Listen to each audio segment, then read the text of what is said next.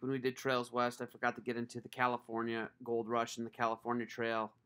Just real quick this week, I'm just going to give you a couple minutes here on the California Gold Rush, and I'm going to start getting into changes in America and the division in America. But quickly, California Gold Rush, will be a quiz question or two on it on this week's quiz. So, California Gold Rush, it's going to start in the late 1840s, okay? It's populated by Native Americans, okay? People of Spanish and Mexican background, okay? We do have some individuals who are of European descent. John Sutter is going to be one of them. He built a fort, okay, and a sawmill near current-day Sacramento in Central California. NorCal is some of Northern California, as they'll call it. What happened was you have a group of people who start to head west because in 1848, gold is discovered near Sutter's Mill near current-day Sacramento, okay? Huge exaggerations. Gold fever grips the nation. So people start heading west. So it's discovered in 1848. Things don't travel super fast then, including humans, but people start heading out in 1849. Your San Francisco 49ers in the Super Bowl this past year. If you look at their helmet, what color is it? It's gold. Okay, they are named after the group of people who headed out in 1849. NFL football team, folks. It's named after the group of people who got gold fever and moved out to California in 1849. They were called 49ers for the year. Obviously, there's a bunch of exaggerations. News spreads rapidly, as quickly as it could then. Many people leave in 1848 and arrive in California by 1849. They're the 49ers. Okay? You had multiple choices to get out there. You could sail around southern tip of South America. It's only 18,000 miles. Obviously, the oceans are treacherous. The Atlantic, Gulf of Mexico, South Atlantic, and the Pacific Ocean, right?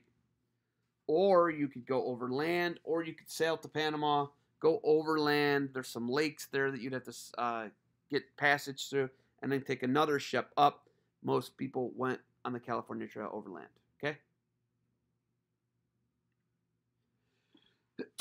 Woo! All right. So, bless me, I guess I had a little sneeze there. So, what's going to happen is people are going to start getting gold fever. Folks, you know, it's ironic that I sneeze because gold fever is not a real thing. Like, you know, like you get a respiratory illness or COVID-19. Not like that. It is a mental condition where people would think they could get wealthy and they're gripped by greed, essentially. So President James K. Polk confirms that there are mountains of gold and them there hills, and people start to head out in droves. Reality was mining was hard work, okay? The price of mining supplies, really high, okay? Here's the other crazy thing. Who got rich off of the California Gold Rush? Well, I'll tell you who got rich off the California Gold Rush. The people who were selling supplies. We were selling shovels, picks, tents, people who were selling jeans. They were selling clothes. That's who got rich, okay? Yeah, so they obviously evolved to, it goes to strip mining where they just basically erode the side of the mountains to expose if there's any minerals underneath, which obviously destroys the environment, okay? And that is a big part of mining, right? Because it advances, and they want to be able to move more land quickly, and they use this strip mining to strip the side of the mountains and erode things away. Expectations versus reality. You know, obviously living life in a mining camp, tons of crime, just not a good place to raise a family.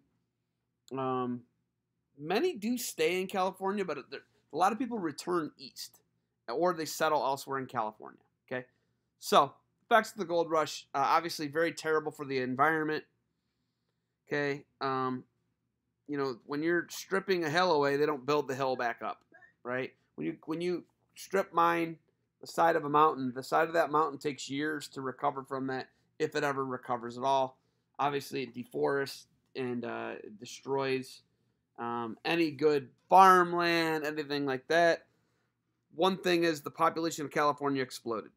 California becomes a free state in 1850. So that's what we're going to segue here. California being added as a free state in 1850. We already know this, folks. We already know this delicate balancing act, right? And the gold rush pushed California into becoming a free state, and that's kind of where we're at. California becoming a free state upsets the balance of free and slave states. So we'll get into that, and I will start that in the next lecture. Check that out. There'll be quiz questions on these two lectures this week. So, all right, I'll see people in class today and tomorrow.